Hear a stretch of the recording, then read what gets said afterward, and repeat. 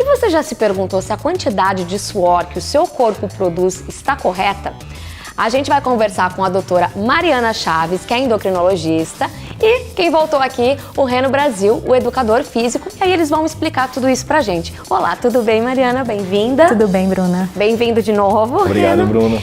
O que é o suor, doutora, e por que o nosso corpo transpira?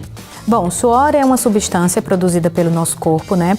Mais especificamente pelas glândulas sudoríparas, que estão espalhadas pelo corpo todo.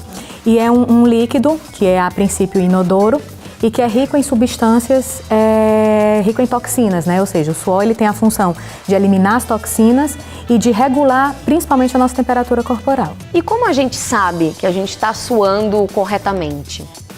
Olha, existem algumas maneiras de você analisar a questão do suor. Então, vamos lá. A questão do cheiro, né? Obviamente, cheiros ruins vão indicar que tem alguma coisa errada, né? Ou alguma coisa diferente que você está fazendo. A quantidade de suor, no sentido, tá lhe incomodando, tá gerando um transtorno social, algum transtorno psicológico, são itens que podem ser considerados como o suor não está controlado. Se aquele suor passa a ser um constrangimento social, ou se tem algum cheiro ruim, ele pode ser um sinal de alguma doença ou de algum erro alimentar. E aí, então, eu tenho que fazer que tipo de exame para detectar isso? Na verdade, não tem um exame específico, vai depender muito do quadro do paciente. Você tem que fazer uma boa avaliação clínica, uma boa história, para ver como é que está a dieta do paciente, para saber qual é o tipo de alimentação, se tem alguma região do corpo que ele vai suar mais, se ele tem algum tipo de doença, né, algum hormônio alterado que possa influenciar no suor. Então, tudo isso faz parte de uma análise para saber se aquela quantidade ou se aquele suor estaria dentro da normalidade, digamos assim. E aí a hiperidrose, o que é? Bom, a hiperidrose, ela é uma doença, né, rara, né, atinge cerca de 2% da população e ela é caracterizada pelo excesso de transpiração. Ela é bem característica do suor em excesso nas mãos, né, principalmente, nos pés e na axila. E aí como é que funciona na atividade física e a importância do suor? Na atividade física, o suor ele tem a função de regular a temperatura corporal, né? Você troca calor com o ambiente. Então, assim, se num ambiente quente, uma atividade física intensa, aquele indivíduo não transpira, provavelmente ele tem algum déficit nesse mecanismo aí de regulação de temperatura. É importante que se procure um médico para ver qual seria a melhor saída para ele. Com relação ao excesso de suor durante a atividade, a gente tem só que regular para você não desidratar demais. Porque tem alguns exercícios até que propositalmente são feitos em lugares para a pessoa suar mais, né? Isso é saudável? Isso, na verdade, é uma cultura bem antiga. Hoje em dia não se trabalha mais dessa forma. Antigamente era comum você ver as pessoas andando e correndo com capa de chuva para poder transpirar mais, na ilusão de que isso aí ia repercutir em emagrecimento. Na verdade, ele está perdendo só água. Quando ele beber água de novo, ele vai repor tudo aquilo que ele gastou.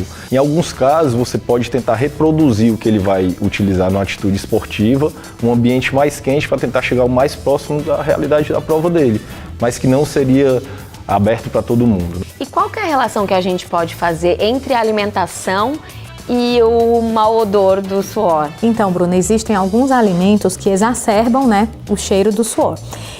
No caso, os alimentos ricos em enxofre, né, como a lentilha e o feijão, né, são alimentos que podem dar um cheiro característico no suor.